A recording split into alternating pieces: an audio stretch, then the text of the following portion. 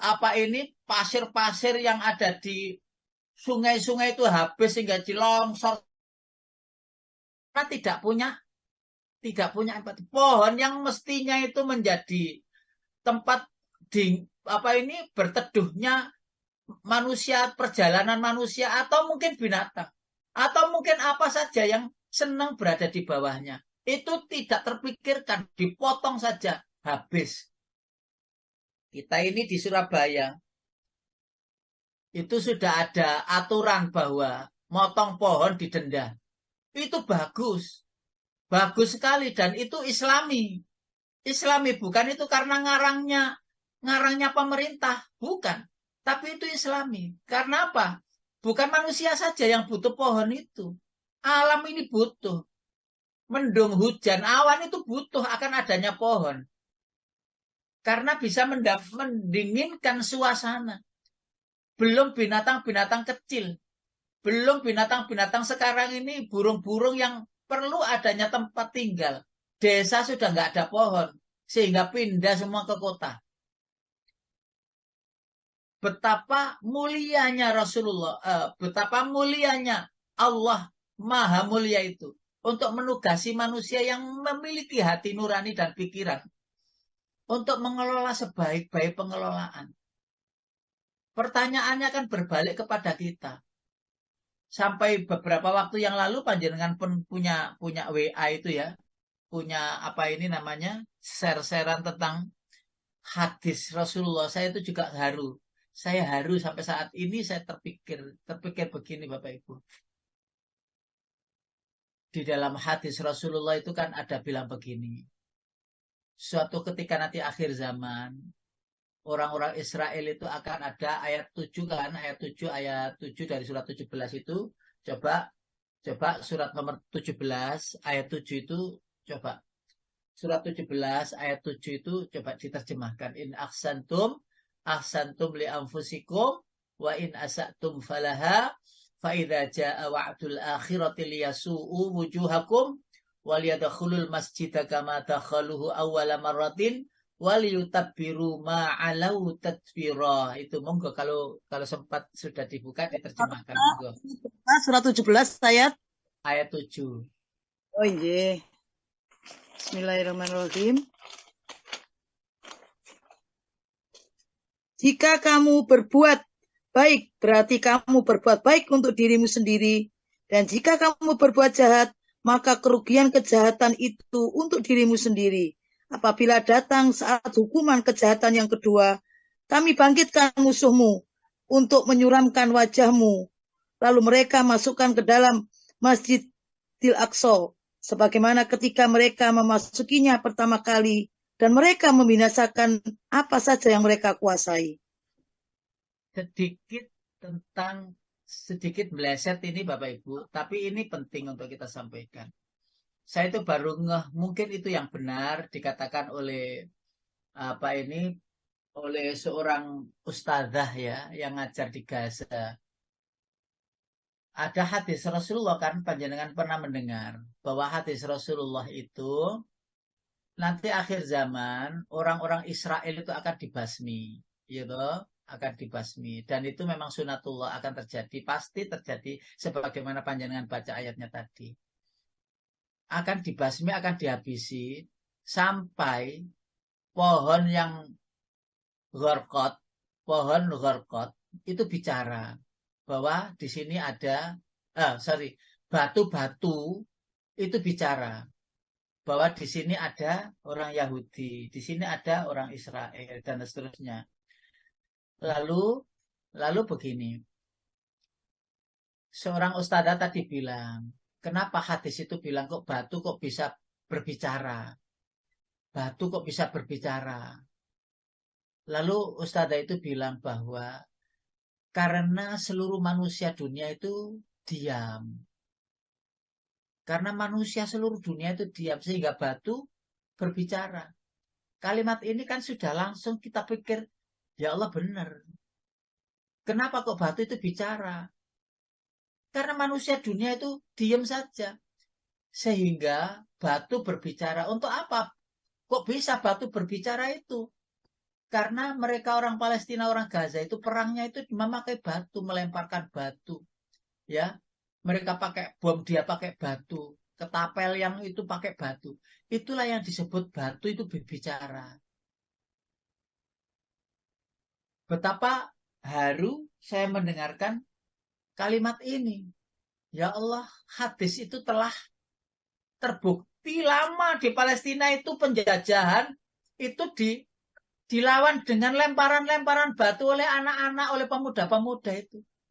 Disitulah sehingga saya itu berpikir berarti hadis itu bermakna majazi. Bukan batu itu bicara ngomong kayak manusia itu, bukan. Tapi batu yang berbicara itu adalah batu itu senjata mereka. Mereka tidak punya apa-apa, jadi senjata. Demikian penelaahan Rasulullah bahwa akhir zaman akan terjadi, itu benar-benar terjadi. Bapak Ibu yang dirahmati Allah. Lalu kembali ke topik, ya, bahwa sesungguhnya diri kita ini kadang mengurusi sesuatu yang besar, berharap untuk mendapatkan pahala yang besar, sehingga lupa yang kecil-kecil. Sebagaimana contoh di awal, bisa jadi Allah mengampuni dosa. Kiai Muhammad tadi yang meninggalkan sholat duhurnya, terus terganggu akan sholat duhurnya itu dengan serius menolong satu binatang yang namanya semut agar tidak tenggelam. Betapa kita itu kadang menyepelekan hal yang kecil. Padahal kita ditugasi oleh Allah untuk mengelola bumi. Bukankah ada di surat Al-Hijr, surat nomor 15. Ayatnya ayat yang ke-38. Surat Hijr, ayat yang ke-28. 28 bukan 38. Coba diterjemahkan juga. Yes, dan ingatlah ketika Tuhanmu berfirman kepada para malaikat, sungguh aku akan menciptakan seorang manusia dari tanah liat kering dan dari lumpur hitam yang diberi bentuk. Ya. Baik qala rabbuka lil malaikati inni khaliqum basyaran min salsalim min hamaim masnun. Saya akan membuat makhluk. Yang makhluk itu tugasnya adalah terdapat dalam surat Al-Baqarah ayat 30. Surat nomor 2 ayat 30. Wa idz qala rabbuka lil malaikati inni ja'ilun fil ardi khalifah. Qalu ataj'alu fiha may yufsidu fiha wa yasfiku dima wa nahnu nusabbihu bihamdika wa nuqaddisu lak. Qala inni a'lamu ma la ta'lamun. Silakan ayat 30 surat Al-Baqarah. Dan ingatlah ketika Tuhanmu berfirman kepada para malaikat, aku hendak menjadikan khalifah di bumi. Mereka berkata, apakah engkau hendak menjadikan orang yang merusak dan menumpahkan darah di sana? Sedangkan kami bertasbih memujimu dan menyucikan namamu. Dia berfirman, sungguh aku mengetahui apa yang tidak kamu ketahui. Baik. Lalu kebanyakan manusia, Bapak Ibu yang dirahmati Allah, itu sering menyelewengkan waktu, ruang kemerdekaan yang Allah berikan kepadanya. Dan Allah berikan kepada seluruh makhluk. Saya ulangi lagi. Sering manusia itu menyelewengkan waktu dan ruang kemerdekaan yang Allah berikan kepada seluruh makhluk. Umpamanya, manusia itu mau bikin satu tempat. Tempat itu untuk sebuah hunian atau apa. Yang itu harus merusak alam. Ya, dan tidak lagi memperhatikan bahwa alam ini butuh kebebasan. Ya, yang luas yang diberikan haknya oleh Allah. Lalu manusia dengan enaknya tertawa-tawa, bahagia dengan menghabisi segala apa yang ada di alam ini untuk kemauannya.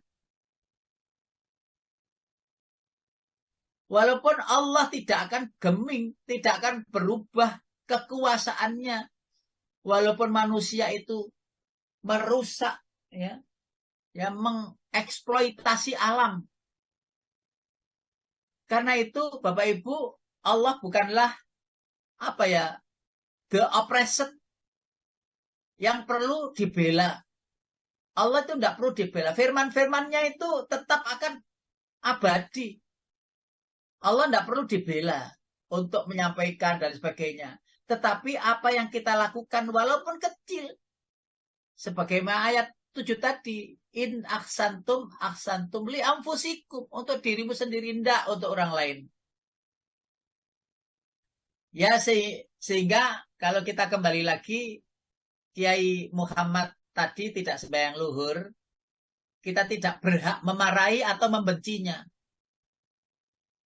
Sholat duhur ditinggal kok ngurusi sing ini loh. Belum tentu. Kita tidak perlu jadi wasitnya fikih. Tidak perlu jadi wasitnya orang untuk menilai orang agar begini sholat, begini dan sebagainya. Tidak perlu menilai. Kita tidak berhak memarahi dan membencinya dengan landasan bahwa kita sedang membela hukum Allah. Agar hukum Allah tetap di bumi. Dan seterusnya, dan dengan alasan itu. Alasan apa saja. Sehingga Kiai Muhammad sudah cukup tua untuk sanggup mengkalkulasi timbangan perniagaan pribadinya dengan Allah. Dan Allah sendiri sudah menyediakan lembaga peradilan atas dosa-dosa dan pahala manusia. Mudah-mudahan panjenengan nyambung kata-kata saya yang rada-rada bulat begini ini. Saya ulangi lagi. Kiai Muhammad tadi yang tertinggal luhurnya dan menyediakan diri untuk menolong makhluk kecil. Tidak perlu andaikan itu terjadi di momen yang lain atau di sesuatu yang lain. Kita tidak berhak untuk menilai dari diri seseorang. Kiai Muhammad sudah cukup tua untuk mengkalkulasi bagaimana ini dosanya ini dan ini tidak perlu. Karena sesungguhnya Allah sendiri sudah menyediakan lembaga peradilan atas dosa dan pahala manusia. Karena Allah sendiri sudah punya peradilan. Jadi kita nggak usah mengadili orang sholat, tidak sholat, orang ngaji, tidak ngaji, tidak perlu.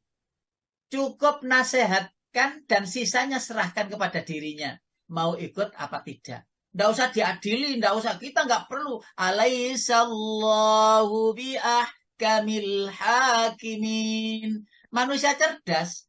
Orang yang beriman yang mengerti bahwa di dunia ini tidak ada peradilan yang adil, nggak ada, karena memang yang paling adil Allah. Karena itu kita tidak perlu mengatakan saya yang adil, saya yang penjaga agama Allah, saya nggak perlu. Tetapi dalam ikhtiar kita tetap berusaha untuk menjaganya, bukan untuk agar Islam itu tambah tinggi, bukan. Tapi itu kembali kepada diri sendiri bahwa kita berada di posisi pembela Islam, kan? Bingung napa bingung? Mboten nggih? Alhamdulillah, wis cerdas-cerdas kok, pinter-pinter. Allahu Akbar. Terkadang ada baiknya mengurangi penggunaan tenaga menjadi satpam fikih. Menjadi satpam fikih dengan menggunakannya untuk meriset. Aduh ya Allah. Apakah seekor semut pada suatu hari mewakili kehadiran Allah di hadapan kita? Kalau kesadaran rohani Kiai Muhammad baru sampai pada taraf anak insan. Kalau kesadaran Kiai Muhammad tadi itu baru sampai pada taraf anak insan, saya itu manusia. Maka semut itu tidak akan tampak oleh mata perhatiannya. Karena terlalu disibukkan oleh ego eksistensialnya sebagai seorang. Tetapi kalau Kiai Muhammad tadi itu adalah Abdullah,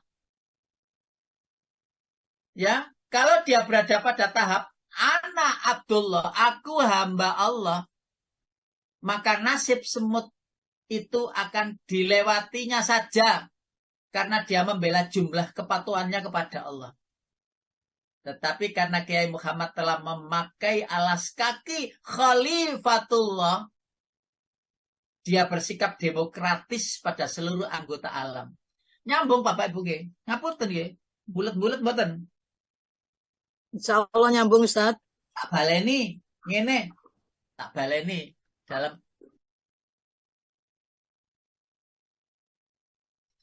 yang pertama, Bapak Ibu, jika Kiai Muhammad itu posisinya pada anak insan, saya itu manusia. Ini cerita semut tadi loh. Maka semut itu tidak akan nampak oleh mata lahirnya. Karena terlalu disibukkan dengan sifat egosentris. Sebagai saya itu manusia. Saya itu orang. Saya itu seseorang. Nggak terperhatikan semut itu. Wah, beda kelas. Beda kelas. Kalau Kiai Muhammad tadi itu di dalam dirinya mengatakan anak Abdullah, saya itu hamba Allah. Maka semut pun tidak akan terperhatikan. Karena dia mengejar apa yang ia butuhkan untuk dirinya. Mengejar banyak pahala yang nampak. Ngapunten tadi sholat, walaupun ya tidak dibenarkan meninggalkan sholat. Tetapi peristiwa krusial begini nih, bagaimana sikap seorang manusia, itu loh. Nah, kalau berada berhenti di kata anak Abdullah, aku hamba Allah, maka semut terlewatkan karena dia hanya memperhatikan aku harus patuh kepada Allah dalam hal syariat. Tetapi karena Kiai Muhammad telah memakai kedudukan dirinya sebagai khalifah Allah, maka dia bersikap demokratis, dia bersikap open pada seluruh anggota alam, pada seluruh makhluk yang ada di alam.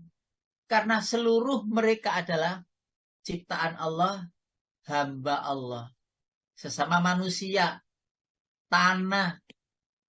Ya, kalau kita kupas itu hasil tambang, ya, kayu-kayu, pohon-pohon, gunung-gunung yang dihabisi itu diratakan untuk jadi pemukiman. Ya, pohon, ya, cengkeh, ya, yang rame, ya, minyak tanah, minyak bumi yang sekarang minyak tanahnya ya hilang, ya, dan seekor semut. Seandainya dunia ini sudah tidak ada lagi yang namanya semut, tidak ada lagi yang namanya lebah, tidak ada lagi yang namanya binatang kecil yang bisa hidup di alam ini, maka sesungguhnya alam ini sudah tidak bisa dihuni lagi oleh makhluk dan layak untuk hancur. Disinilah yang saya maksud topik endingnya. Hancurnya alam, hancurnya hati nurani, rusaknya hati nurani. Jadi kalau sudah manusia tidak punya empati itu, habislah alam ini. Seorang khalifatullah, Bapak Ibu, menerjemahkan komitmen sosial di dalam perspektif kosmos, ya apa ini ya, semesta ini ya. Tak sekedar terbatas pada dunia kehidupan manusia saja. Makanya Allah kan sering mengatakan itu ya, lihatlah alamin ayatihi, annaka taral arda khasyiatan. Ayo kita lihat lagi. Wa min ayatihi annaka taral arda khasyiatan. Fa idza anzalna 'alaihal ma'a ihtazzat wa rabat. Innal ladzi ahyaha lamuhyil mauta. Innahu ala kulli syai'in qadir. Bentar ya.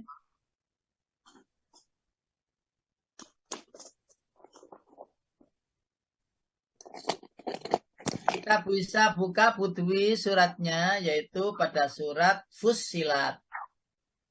Fusilat. Surat Fussilat.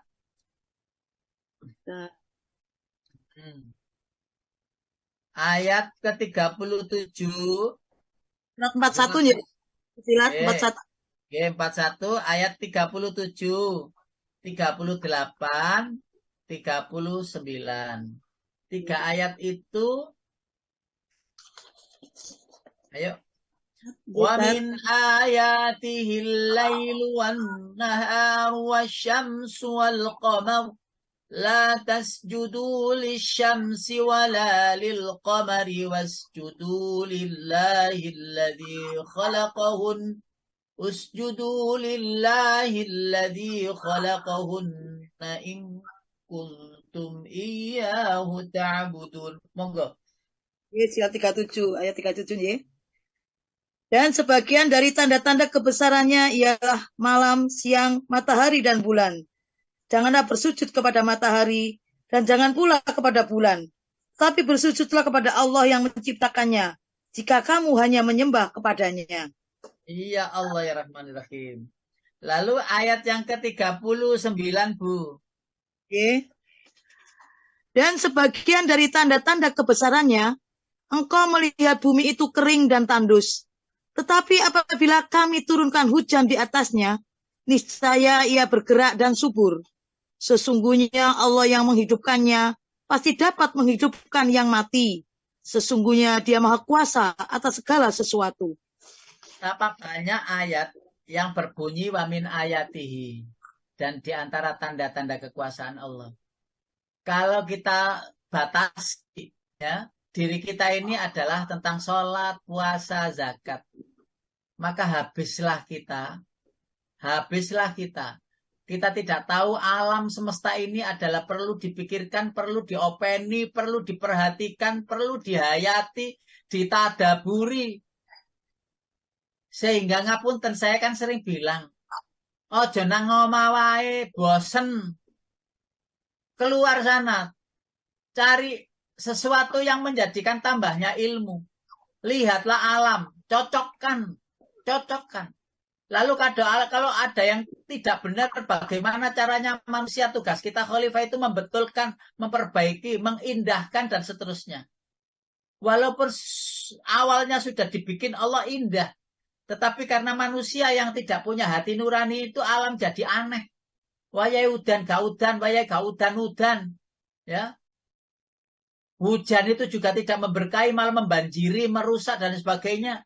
Semuanya karena awal muasalnya adalah karena manusia sudah tidak punya lagi hati nurani. Sehingga di dalam sebuah perspektif luas alam ini, seluruh kosmos, ya, atau kosmik, atau apa itu namanya itu adalah tugas manusia untuk mengurai bahwa betapa alam ini indah untuk dinikmati. Dengan bagian-bagian alam yang hanyalah instrumen bagi kesejahteraan. Kalau tidak ada lagi kesejahteraan di bumi inilah, untuk apa dilanjutkan?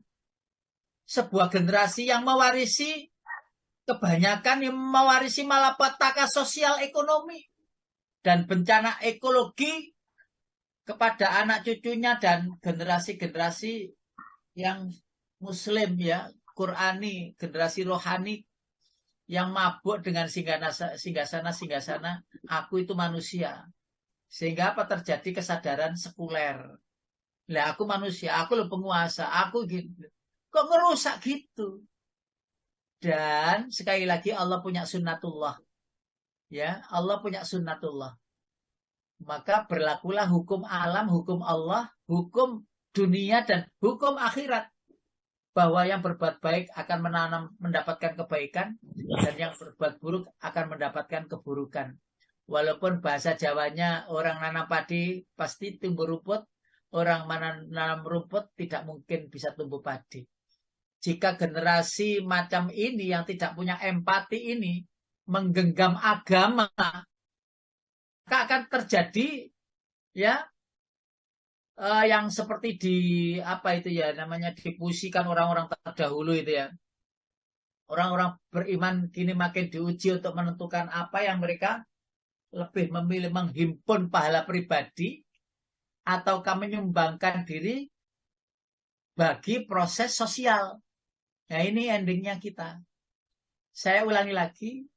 Lalu orang yang beriman, kita semuanya ini sikapnya bagaimana? Bagaimana sikap kita? Apa memperbanyak pahala pribadi? Ya, ya pokoknya ngaji sholat, ngaji sholat, ngaji sholat.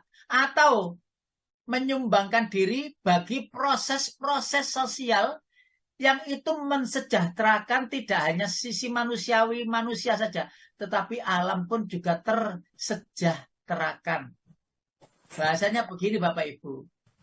Ini saya ulang-ulang tak ceritain tentang dinti ya. Mudah-mudahan Allah buktikan segala ayat-ayatnya itu kepada kita semuanya.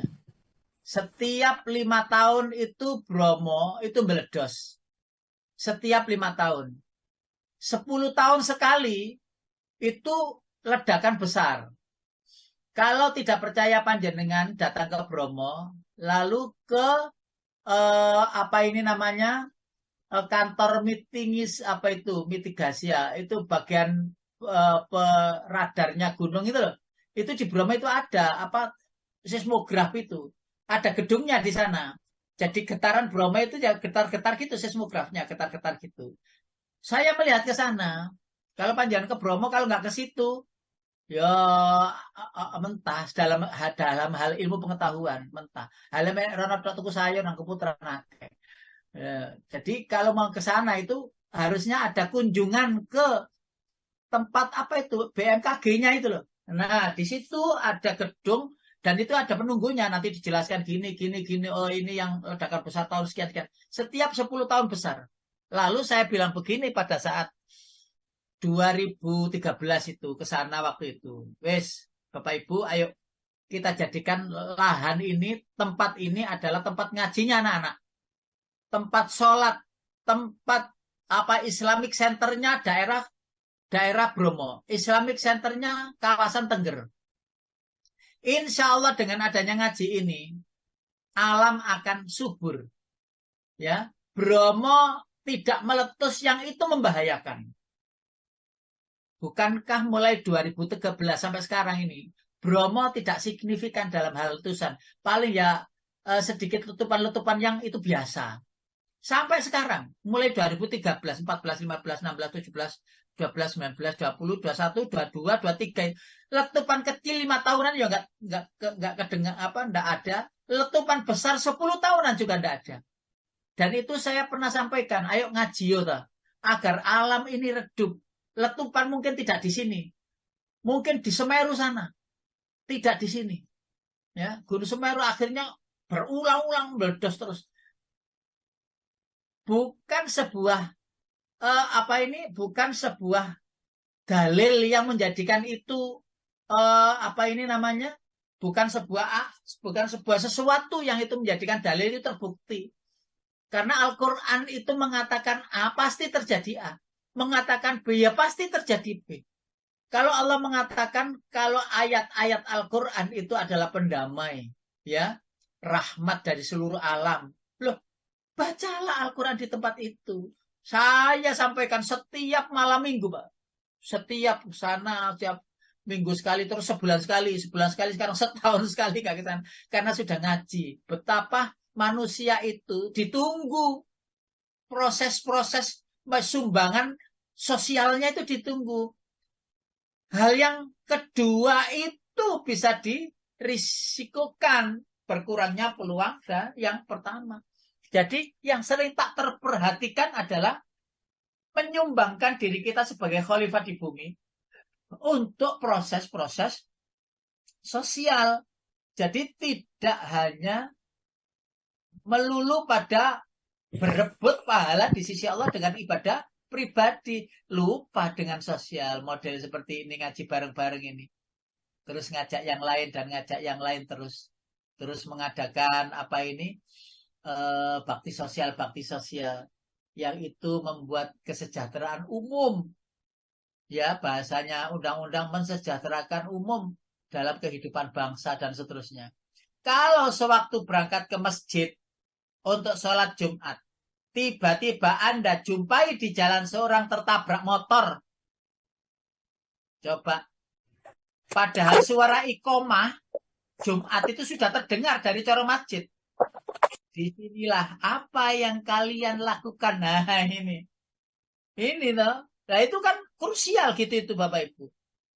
Momentum dan konteks seperti itu terjumpai di berbagai bidang.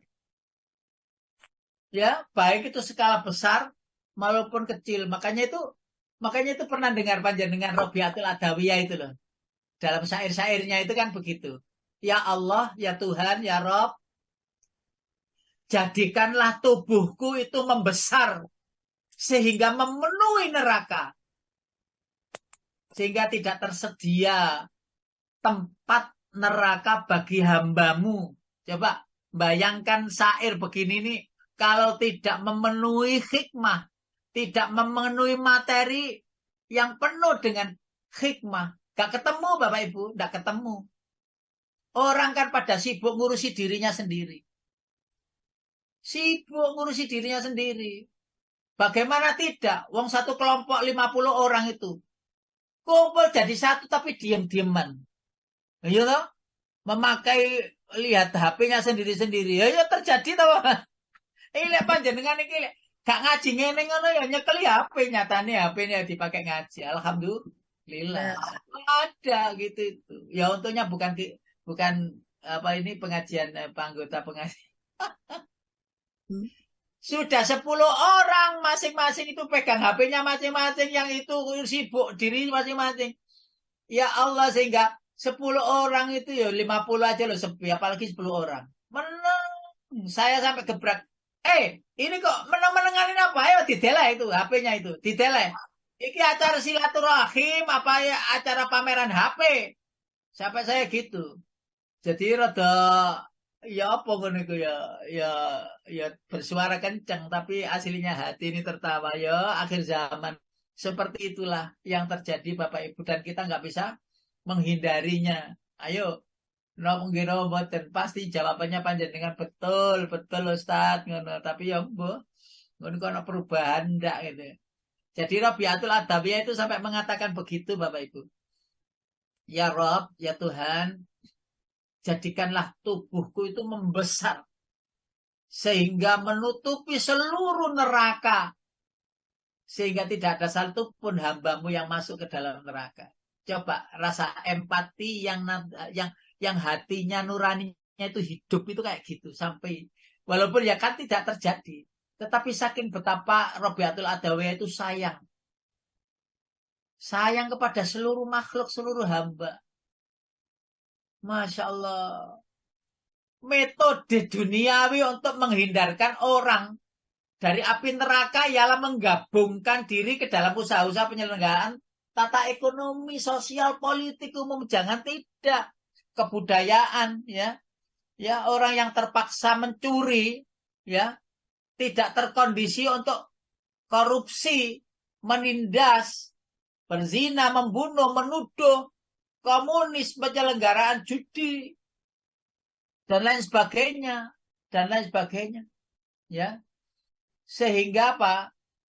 Usaha kekhalifahan kita semacam itu sama sekali tidak menjadi. Sejarah pernah mencatat bahwa belum pernah terwujud. Jadi usaha agar tidak ada orang berjudi, usaha agar tidak ada orang berzina, usaha biar tidak ada penyelewengan, usaha biar tidak ada penindasan. itu terus diupayakan walaupun belum pernah terjadi. Belum pernah bisa ada terjadi terus bersih dari itu. Nggak ada di dunia ini, nggak ada. Tetap itu akan muncul karena memang sunatullah. Tetapi upaya untuk menampilkan diri ini agar strata sosialnya itu di kampung, di rumah, di kampung, di daerah itu menaik ya atau bertambah strata sosialnya bertambah apa ini kebaikan sosial spiritual dan sosialnya itu bertambah baik, itu wajib diupayakan ya.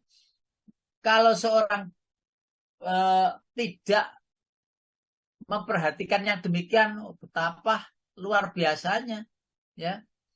Jadi ini tadi sampai nggak sempat nge-share ya Allah cerita tak nge-share lainnya. Sehingga kesimpulannya tampaknya kecil tapi bernilai besar ya. Dan ada yang tampaknya besar bernilai kecil. Panjenengan insya Allah bisa menyimpulkan manusia itu memang khalifah di bumi. Artinya mulai yang besar maupun yang kecil itu tetap dilakukan dengan sebaik-baiknya, dirawat dengan sebaik-baiknya. Jadi antara yang besar dan yang kecil itu tidak ada bedanya untuk tetap spesial di hadapannya. Itulah khalifah. Makhluk langit yang di bumi. Karena manusia itu makhluk langit yang berada di bumi diutus oleh Allah. Agar kekhalifahannya itu berfungsi, maka Allah berilah Al-Quran agar jadi panduan untuk mengelola. Makanya ayat-ayat wa min ayatihi tadi itu kita sebutkan kenapa? Luar biasa. Betapa ayat-ayat itu banyak, tapi banyak yang tidak memperhatikan. Jalan syariat dan lorong hakikat. Allah mengajak berniaga padahal Allah nggak butuh laba dan rugi. Sesungguhnya Allah mengajak berniaga itu maksudnya agar manusia itu semangat karena ada laba, karena ada untungnya. Nah, rata-rata kalau manusia itu dibilang ada untungnya itu pasti cepat-cepat untuk segera. Nah, nanti satu ketika bukan untung dan rugi yang dicari, tetapi tugas mulia kekhalifahan. Dibekali oleh Allah hati nurani, dibekali oleh Allah pikiran yang jernih, yang luar biasa, itu menjadi alat bantu agar kita semakin membumi sebagai khalifatullah. Aku lupa hada wa astaghfirullah li wa lakum. Insyaallah tambah jelas dan menjadi perhatian kita semuanya untuk mengkalkulasi diri menjadi bagian dari alam yang kita berada di sini, yaitu alam dunia ini. Terima kasih Pak Hedi, saya kembalikannya ke Pak Hedi, silakan.